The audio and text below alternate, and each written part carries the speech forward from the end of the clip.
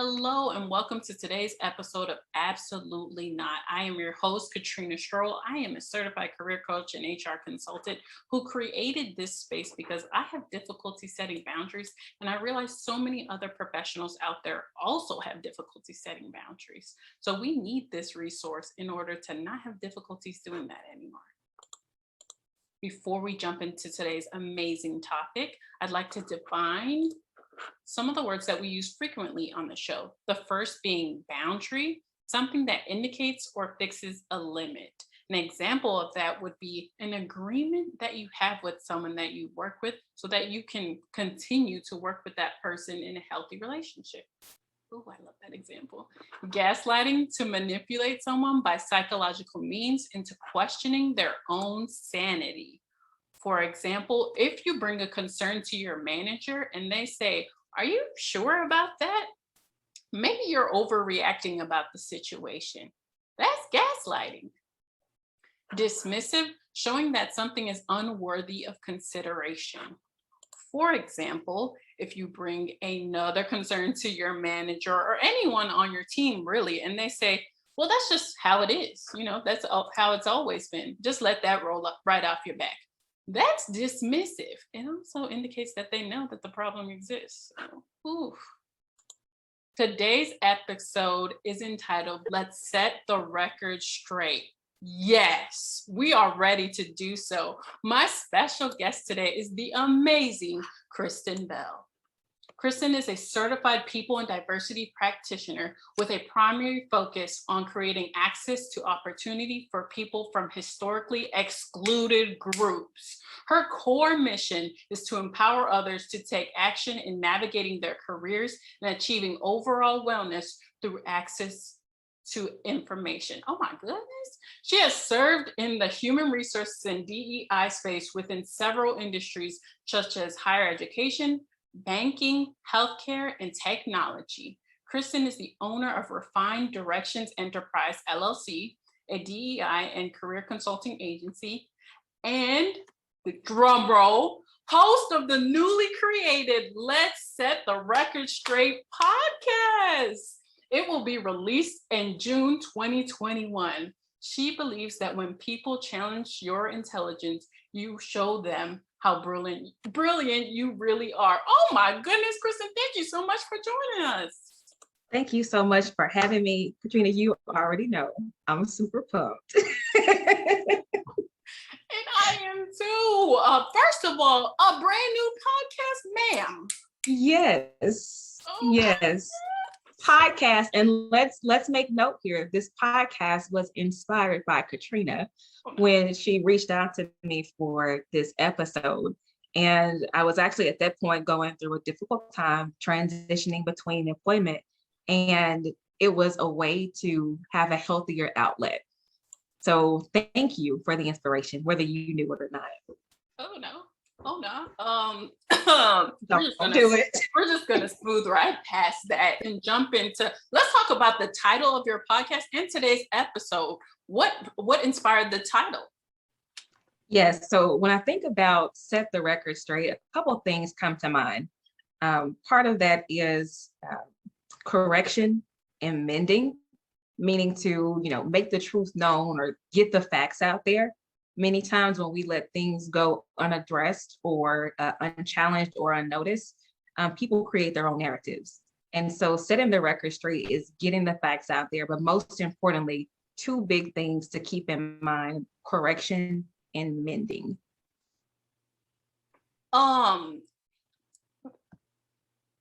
Sorry, I'm taking a moment to process that because it's so powerful. She said correction and mending, not just the first part, correcting somebody, but then mending the relationship shortly after because there's a rift in it and we can feel it. My goodness. So let's set the record straight. How does boundaries help with setting the record straight?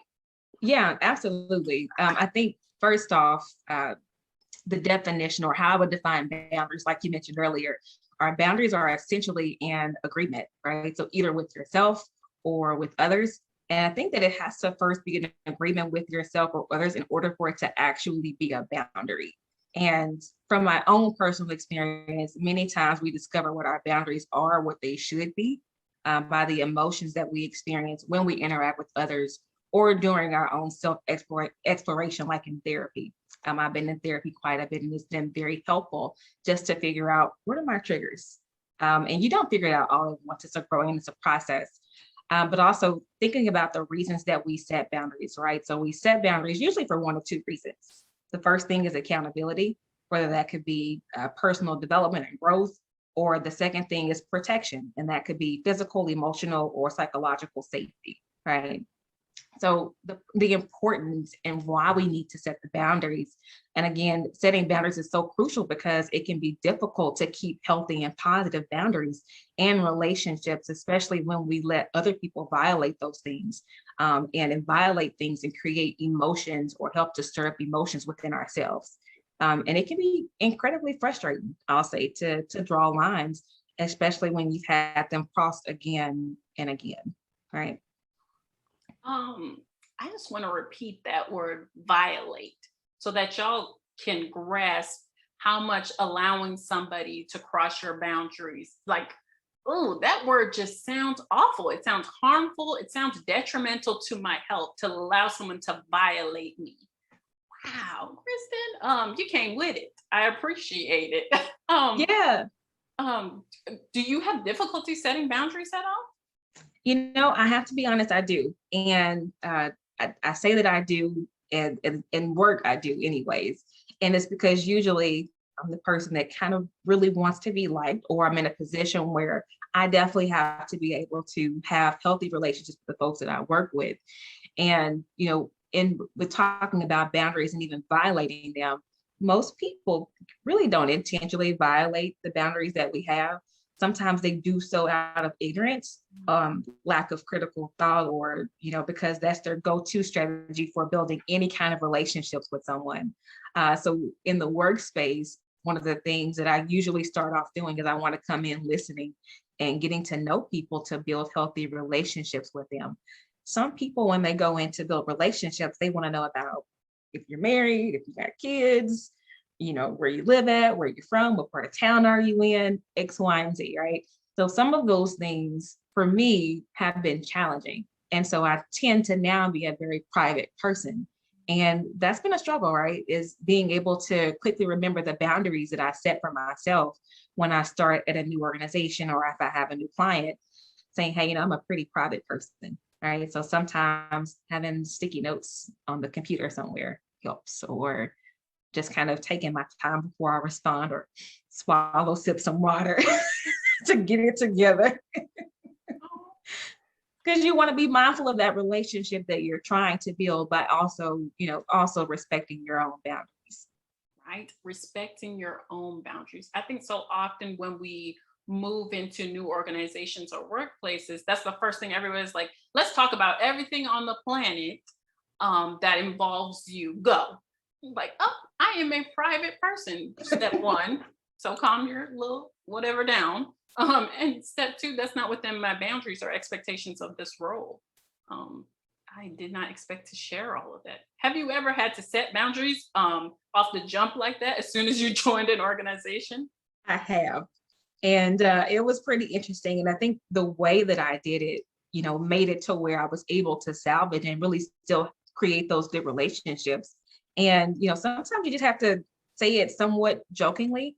And then sometimes people will come back privately and ask, I was like, hey, I'm a pretty private person. Here's what I'll share with you. Right. And let them know, hey, here's why I'm private, and work our way up to building that trust to be able to openly share. I think sometimes people feel entitled to know why you're not sharing certain information. And let's be clear, you don't have to, right? You give the explanation if you're comfortable doing so. Sometimes people really need or want to know the why behind something.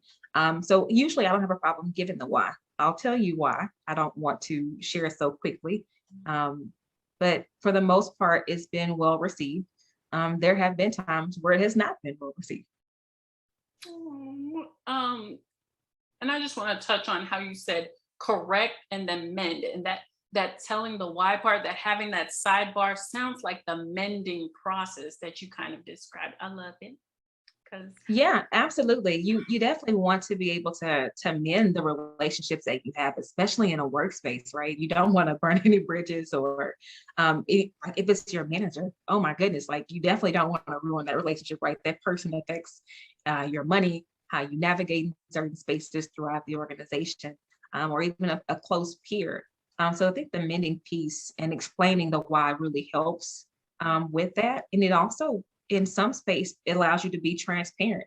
Say, hey, I'm not comfortable sharing so much information up front. I really like to be able to figure people out, understand and build trust. And I just want you to know that. So if you feel at any time that I'm being standoffish or I'm not being completely open, let's talk about it and I'll let you know if that's something I'm comfortable sharing or, if I'm not there yet. right? Because this is our journey. We don't have to Right. share it with everybody.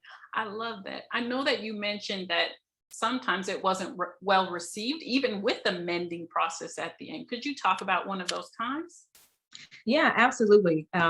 And I won't obviously well name specifics or companies or people, but I did have a previous manager, and she was very fond of my LinkedIn page. So anyone who follows me on LinkedIn knows that I post the truth and I post directly. Katrina, you're laughing, but this particular manager, they were attempting to somewhat tone police the content that was on my LinkedIn page. And so I'm very protective of the things that are mine, whether that's social media, whether that's, property, physical space. And so it was, difficult having that conversation with her saying, hey, you know, I don't appreciate you looping this into my work because my LinkedIn page is not associated with my actual work or my role, and should not be considered there. Right. It was also kind of keeping up a custom drama within the organization. But being able to, have that conversation with her, it wasn't well received. There was a thing that we had to involve HR for HR. And that was okay. But I think at the end of the conversation that we have, she really understood that, wow, I probably can't do or say X, Y, and Z to her or just speak to her any. And so I think that started somewhat of a mending process towards the end of that work relationship. But it was setting those boundaries, setting the expectations, and creating the accountability that needed to be there. And that creating accountability piece is super important. Right. Because imagine if you never had that conversation. Your manager would just continue to act like that, just continue to be like that at work. Oh, no, do it again. Uh-oh, I got you, Katrina. You there? Okay. Yes. I just, if you had never had that conversation with your manager, they would have continued that behavior, just as if you've never had that conversation. But because you brought it to their attention, um, accountability was sought, accountability was brought to the table. That's amazing. I'm so happy for you. Yeah. I mean, sometimes when we even, especially with our managers or folks who are at a higher level rank than we are, that conversation even wasn't just about me, right? It was for people who would be in the role or on the team after me, who may have a different opinion than that person or different thoughts or different way to express themselves. So when you set boundaries for yourself, yes, it is for yourself, but sometimes people do get the trickle down effect and they get what runs over in that same sense. Oh, and I love that sentiment because sometimes for me, it's really hard to speak up for me. So the idea of, hey, if you speak up for yourself right now, it's going to affect other people in this environment really helps me like, yeah, we got to stay strong in this. We got to set these boundaries. Oh, I love it so much. So what is your go-to phrase for setting boundaries? So I think it depends on what it is, right? So I can think of about 5 particular instances where I usually would have to set boundaries at work. The first thing is around responsibilities, right? Responsibilities or duties on the job. And that could be with coworkers or the manager. If there is some overlap in boundaries or taking ownership of things that belong to a certain role, or even passing over things that to me that belong to a certain role, kind of piling things on the plate there that could potentially harm performance. So things about, I guess, the way to address those particular instances and setting boundaries is to say, hey, this is what's in my strategy for this particular fiscal year. This is also assuming that you've had a conversation up front about goals and performance and strategy and what's on the roadmap for that year. Let me know, is this a priority over something else that's listed here? Or is there some wiggle room or stretch time to get that completed? Right. So just having the clear expectations up front. I would say boundaries at work also around how you allow others to treat you, right? Even your managers, right? So if someone, wants to violate, could be your personal time or personal space. Maybe it's that I would say first to process, right? So I say process, and that's really for me, Katrina, because I need to step back and process what just happened. And I do this so I don't react out of an emotional state, or at least I try to do that. And sometimes we can have these emotionally charged responses, and to understand, okay, was that a boundary that I set? Was I inconsistent somewhere in setting that boundary? Was I not clear? What happened in the situation, or what was the actual action that led up to that boundary being crossed, right? So being able to assess that, and then deciding when is the best time and what is the best place to have that conversation. One thing I've done before in the past is I set a calendar invite to talk to that person, right? So I didn't give too much information about what the call was, to say, hey, let's have a quick feedback session. And that was the accountability for myself as well, because I could have easily let that go unaddressed, but putting it on the calendar also forced me to have that conversation, to not just hold them accountable, but to hold myself accountable for the boundaries that I set were important. Right? Because if you didn't send that calendar invite, you're like, oh, I'll get around to tell them what happened and how they crossed my boundary. But Yeah, or I'll just go blab about it and talk about it and complain to my girlfriend about it. Like, they pissed me off. Well, did you go talk? What'd you say to them? No. Okay. Oh my gosh. And that goes back to the accountability on both sides of this Right. agreement that we have. Have you vocalized this agreement? Have y'all agreed to it? Do your expectations and values align? If not, then we got to do something about that. Oh man. I know that you said you have difficulty setting boundaries, but it does not sound like it. So you might be a liar. But beyond that, could you give us an example of a time that you did have difficulty setting boundaries and you weren't able to process it and kind of vocalize your boundaries at work? What happened there? Yeah, and part of me is somewhat ashamed to tell the story, but I know that it was a learning experience, and it happened when I was much younger in my career, when I was early on. But this was a while ago, and I was at a volunteer function with my team members, and someone touched my hair, and so obviously there was a personal space boundary that maybe I did not set properly up front, but I figured out that it was a boundary for me going forward, that someone touched my hair. And Katrina, I'm usually having the only experience where I am the only Black person in a department or on a team or in a leadership role within the group that I serve in. And so I think that environment itself makes it a little bit more difficult, because I don't want to be the quote unquote angry Black woman, right? But I had a coworker that touched my hair, and part of me was so infuriated. I was furious. Like, how could this person touch my hair like I'm an animal or something? And I, I couldn't even process it all the way. I just kind of like immediately swatted her hand and then moved to the other side of the room. And, in hindsight, what should have happened in that moment, I think maybe it could have just been gathering myself up and then still having that conversation with her afterwards, say, hey, I didn't appreciate you touching my hair. I know that you think it's beautiful. I think it look all right too sometimes. But that violates a personal space boundary. Even with like COVID. there's sometimes people will walk up behind you and they're so close. And I'm like, man, if I have some long braids, then you might be in trouble. That means you're really, really close. Um, First off, thank you so much for sharing that experience with us. I think that is a very common experience, specifically for women that look like you and I. I want to cry right now just because I've had a similar experience, and without the words or techniques on how to process or how to set boundaries, we just, what the hell was that? I don't even know what happened. Um, and we don't really take the time to go back to that person like, hey, don't do that again, and this is why, this is my boundary, you shouldn't have done that anyway, bitch.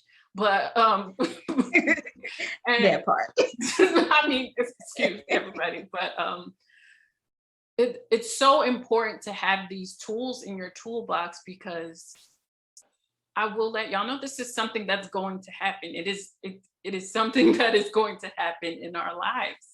So we really need to be prepared for it. Oh my gosh, it makes me want to cry. But so you had difficulty setting boundaries. What who or what helped you into moving into setting healthier boundaries at work? Oh man. So shout out to my girlfriend. She was very instrumental in really giving good feedback. Probably because she was tired of hearing me complain, but really gave some good pointers around, how to just have a conversation, how to try to get to the root cause of things. I would also say shout out to my therapist. I was in therapy for quite some time. I still go on a regular basis. It's great. It's really helping me to kind of discover and understand what those triggers are, what those boundaries are, what those boundaries are not, but still how to process the emotions. And so a lot of role play there, and just a lot of experience. But I was really encouraged. For instance, when I started at a new organization, I had just got divorced. I had just moved and was in the middle of changing all of my identification and everything over. And I kept worrying, like, what am I going to say if somebody asks me, are you married? You got kids? Like, what am I going to say? And she was just like, just say you're a very private person, right? I don't want people to come over to where I live at. I'm getting there to transforming into a hostess. I'm not there yet, right? So I don't always want to go out to lunch or go out on the weekends. But I'm getting there, right? So that's a personal choice, but just being able to say, hey, I'm a pretty private person. And those are the people. So my therapist and my girlfriend are the ones who've really helped me with that. Oh, I love that so much. And I love that you use the word personal choice. I just want to remind everybody who's listening that boundaries should be personal. Them junks should be very specific to you and your values and everything that you stand on as an individual. So because Kristin is a very private person, she don't want to host people right now. She will later on in life, but this is a boundary she is setting. Man, so inspiring. You are amazing. Just know that. And shout out to your therapist. That's amazing that they have been a rock for you in this process. Have they given you any coping mechanisms or hobbies to do that helps you practice or move boundaries into your life? Oh yeah, absolutely. So I think you heard me reference sticky notes earlier. I am the sticky note queen. So I usually will write something if I can anticipate maybe someone asking a certain question, depending on the situation where it may not be comfortable. I go ahead and write out a response of what I might say to that, have it somewhere nearby. That could be in your phone if you are a person that likes to put everything in your phone, electronic. I'm still old fashioned, so I do the journals. I write everything down. I process in journals. You would be ashamed to see the number of journals I have, and sticky notes. Oh, I love that. And not, you're writing it down once again for accountability. So when somebody asks that question, like, I do have an answer for that. Yeah. And it's like, dang, I really got to give this answer, huh? And it's like, yep, sis, you really got to give this answer. Oh my gosh. And recently, because I have my own business, I've had to start having kind of templates like that, just like people will ask, well, your calendar only has this much time. Could you maybe make another time for me? And I have that template right there, glaring at me, just like, no, we don't have any other times available. That's so hard. And it breaks my heart, but this is for me. It's not for Right. them. It's for me. Oh, I guess it's an agreement. How is that? Let me think about that real quick. That's an agreement. Yeah, that's Okay. an agreement with yourself in your personal time. Yeah, absolutely. Like I have a Oh, good example here, Katrina, I promise you. So for some reason, and maybe I'll stop today, maybe not. I am very adamant about not having meetings at work on Fridays or after 4 o'clock p.m. Eastern Standard Time. Because truthfully, you don't even get the best version of me on a Friday or after 4 o'clock. Really after 3 o'clock is pushing it, but I know I got to work. So, the boundary there is because I need to be able to run before something closes if I'm not nearby or if I need to go pick something up, or just kind of decompress. Because especially working at home with COVID, you tend to work late hours. Sometimes you can open up your laptop. It's like, oh, well, let me check this email real quick, right? So being able to have enough time to decompress and to just kind of create that me time, that self-care time. And I would say if you don't practice self-care, practice it. Setting your boundaries is part of self-care. no. And you better tell them. Especially that I love that boundary of after 4 p.m. because that's really knowing yourself. After 4, I am a whole different person. I'm tired of this. I already have Zoom fatigue. I've been to 17 team meetings today. I will not be alert and ready to do this for you. My gosh. I recently had to set a boundary with myself about Thursdays because Thursdays is when I have absolute not. So Thursday is just blocked off because I want to be hyped for this. I want to be ready for this. That's oh my gosh. But there we go again with the accountability. Oh my gosh, Kristin, leave me alone. Like what? Is that what this place is for? So you still have difficulty setting boundaries, but you have rocks in your corner that are helping you move into setting healthier boundaries all the way through your life. And you have coping mechanisms in place. I know that your field right now, DEI, is buzzing with so many clients, so many buzzwords, so many not fake, excuse me, so many people who are not ready to move into that space. How has setting boundaries been in this new wave of DEI? Or have you been able to stay constant in your boundaries in this new wave? Let me give you the scoop here real quick, Katrina. So there is nothing that I love more, being sarcastic here. There is nothing I love more than inexperienced people creating what DEI is in an organization. And that is a general statement that I say, because like you said, there are so many people who are new to the space. And I love that people are ambitious and inspired and want to see inclusion and diversity go forward. But it's not a feel good thing, right? It's not oh, well, I want to do the right thing. Here are my thoughts, or I want to put on a bunch of programs and events. Here's what I want to do, right? You have to really understand the foundations of diversity, equity, inclusion, and belonging in order to really cultivate something that is solid.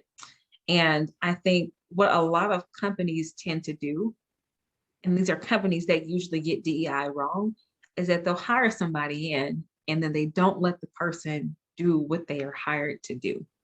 All right. So a boundary that I've had to set before, just in the space in general around DEI, is, pushing back and giving the why. Really explaining to people, hey, this is a 2-part process, sourcing and then process improvement. Here is why this has to go first. Here is why we can't just push this out. Here is why this is, for the next 2 or 3 fiscal years and not right now.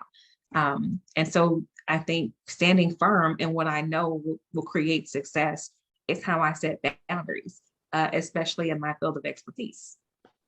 Goodness. Oh, tell them. Precious. And I love it. for those young professionals out there, or maybe professionals who have decided, hey, I want to move into DEI, this is what I want to do. What are the top 3 tips you have for them in moving into this space and being able to set those boundaries?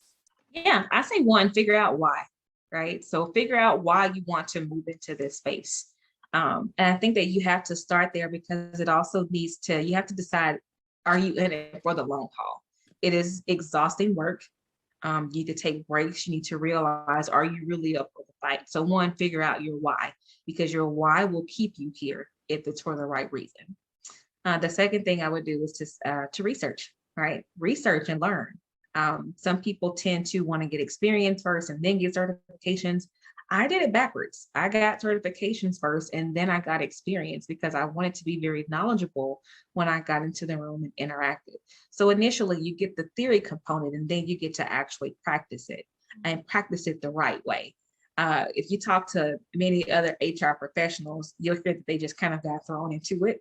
And when you get thrown into it and you're like, oh, well, I got 1 or 2 years of experience here. I'm going to go take my SHRM CSP or my SHRM CP. No, you're not. Well, you're not gonna pass it. And it's because most times when you get into something and you haven't studied how it's supposed to operate, you pick up on the bad habits, right? So I say to study first. And the last thing I would say is to get a mentor, because you don't know what you don't know until somebody tells you. And it's okay not to know everything. You don't know everything. And I think that if you can be okay with receiving correction, and being open to new perspectives and ideas outside of your own, then that sets you up for success. And sometimes you need people to point it out, and you need people to give you tips and recommendations on how to navigate in certain spaces. Kristin, that was a whole gospel. Oh my goodness. I'm glad we are recording because I need that for the rest of my life. The common denominator in those top 3 tips were a lot of looking within yourself. What are you standing on? Why are you moving into this space? Are you ready to study for this? And do you have people in place to support you in this transition into this field, and who are going to tell you, hey, this is not it. Do not do that. So that's amazing. Thank you for these tips. I will use them. Thank you. Absolutely. Now is the part of the show where I open it up to the floor for any questions. Kristin is now in the hot seat. She knows everything about DEI and but I know a lot of people on this call. So please either use the chat or come off mute and ask away. Let me read the chat real quick. Oh, I miss you too, Haley. Oh, I think this comment was about, in that moment, you are shocked and not sure how to act. Glad you spoke about natural hair petting. Oh, the word petting. Yes. The natural hair petting thing is super tough. And, I think it also just kind of goes back to the personal space, because you shouldn't be close enough to actually touch my hair. I think that if you're okay with people touching your hair, that's totally fine, right? But they should be asking. Hey, is it okay if I touch your hair? I think it's really pretty. If that's a thing you're okay with, that's the thing you're okay with. Me, not so much. Just say it's pretty, thank you, and let's move on with our day. Mm-hmm. Oh my gosh, yeah. Let me talk to those people who are okay with that. Anybody okay with it? Okay. Everybody just keeps saying you're amazing, your face is beautiful. That they miss you. Y'all don't have questions? They know me. Okay. I have questions, so that's okay. Could you talk about some of the reasons? We kind of touched on the reasons we don't want to anger people and stuff, but could you talk about some of the reasons why you have had difficulty setting boundaries? Yeah, absolutely. So I think before, I've usually had difficulty setting boundaries because I really want to be liked by people. And I am not a very combative person. I am usually pretty goofy, happy-go-lucky. And, to have such a serious conversation with people, I almost have to shift demeanors completely to have that conversation. And then I worry about, well, Are they going to be, walking on eggshells or being very sensitive and selective about what they say to me from this point on? Am I going to make them feel uncomfortable? Because I don't want anyone to be uncomfortable. I encourage people to be very direct. And so I think, just thinking about, one, am I going to ruin that relationship with them or make them feel uncomfortable? And then two, is the word going to spread that, oh, you don't want to say that to Kristin because she's going to X, Y. So, you want to be mindful about how it makes other people feel. I think that was my biggest thing, was just thinking about somebody else other than myself. Oh, and now we know that boundaries are for ourselves and to keep ourselves safe. So they're okay to have those conversations. I love it. I love it. So someone in the chat asked, oh, no, are there any DEIB professionals that you draw inspiration from? Absolutely. One of my favorite folks at this point, just recently, Cara Pelletier. She was a previous leader that I had a chance to work with. She was, extremely amazing. And she really taught me how to make time for myself, as well as to listen, just to listen. And that was one of the most important things I've learned is to listen. Yeah. The powerful messages we are receiving. Someone else asked, do you think that setting boundaries is more difficult for women? Oh, no, Haley, she done. And I feel like whenever I hear about this topic, it's never a man who is bringing it up. I don't want to generalize, but it's just what I've seen. Tell them, Haley. That's a really good question. And I want to be careful not to generalize either. I think sometimes, and I'll speak for me here, I think as a woman in the workspace, there have been times where I've been careful or it's been more difficult for me to set a boundary just because I didn't want to be perceived as difficult to work with, right? Or emotional, right? So I didn't want to be labeled as someone that couldn't do the job, that was too emotionally involved, that was too sensitive, or that was nitpicking. And so I don't really hear too much about, men having troubles setting boundaries, but I do know that, people struggle, right? So I think that's what I got. Hopefully that answers your question, Haley. And Haley, just so you know, this is a podcast where all my special guests talk about setting boundaries. And I do have a diverse set of special guests that come on, including men. So there are men out there that have difficulty setting boundaries. If you need examples, follow my podcast. Thanks, Kristin, and thanks to you both for having this conversation. It's reassuring to know that boundary setting is a skill we're all working on. Yep. Oh, Andrew, Kristin, do you know Andrew? I do know Andrew. Mm-hmm. I do. And I'm going to do a shameless plug here because you mentioned men who have been on the podcast. If you have not watched Elijah's episode on emotional intelligence and boundaries, go back and watch it. He was really good. He was really good. And he definitely dove into why you may see less men talking about emotions and boundaries. So yeah, thank you for the plug. Ooh. I have one last question for you.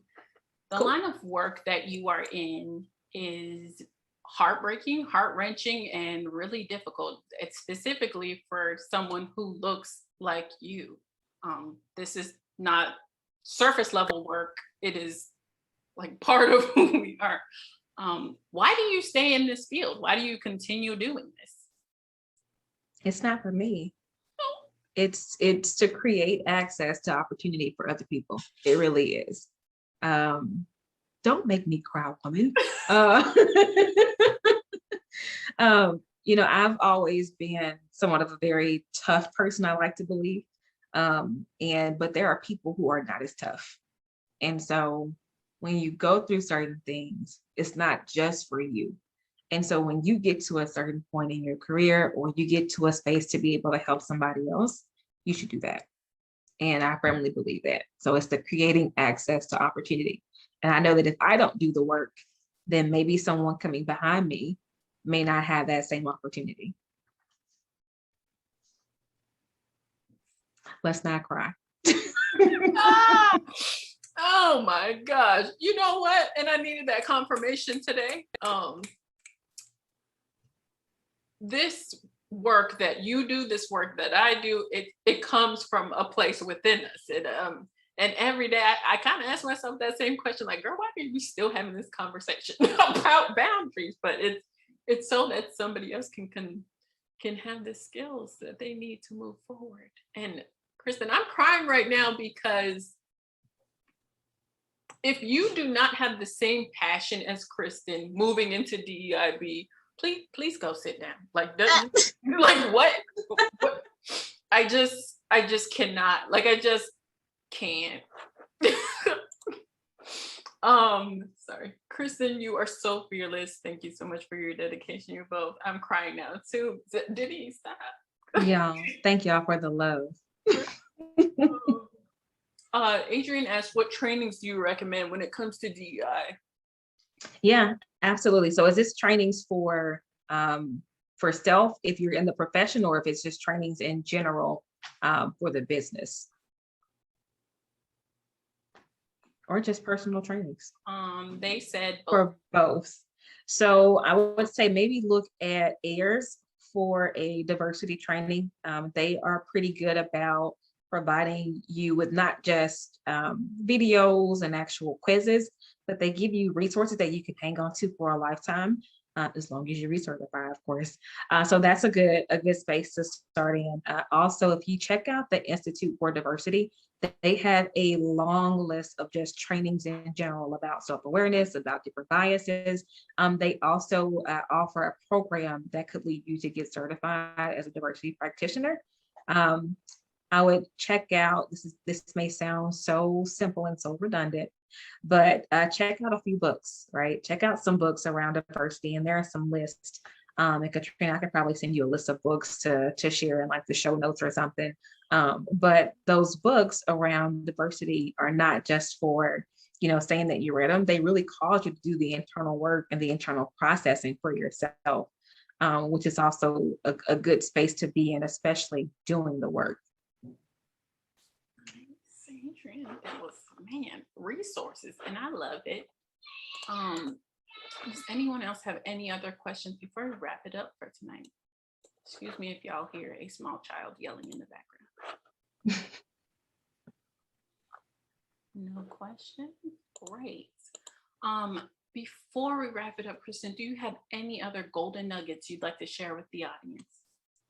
I would just say, for boundaries, figure out what yours are. Don't be afraid to bring in someone else to help you figure that out if you need to. And then once you figure those boundaries out, stick to them. And it takes practice, and don't beat yourself up, and have some grace, but learn to kind of stick with the boundaries that you say that you have, be consistent, and, watch life come into fruition, watch all your dreams come into fruition. No, really. But you'll be healthier, right? You'll be on that journey to full wellness. So I love just it. get started and start small. Oh, and start small, and start with yourself. If it's too hard to start externally, start with yourself. Like, I will not look at my phone for 3 hours today. Kristin, thank you so much for sharing so much insight and so much knowledge, and just being the realest person I've met in my entire life, and just being an amazing individual. For everybody listening, this has been Absolutely Not. I am your host, Katrina Stroll. My special guest today was the amazing, phenomenal, will snatch your neck, Kristin Bell. If you need help with boundaries or DEIB or HR in general, please reach out to her. She knows everything and can help you with anything. Thank you so much for joining us, and we'll see you next time. Bye. Thank you so much. Thanks, everybody.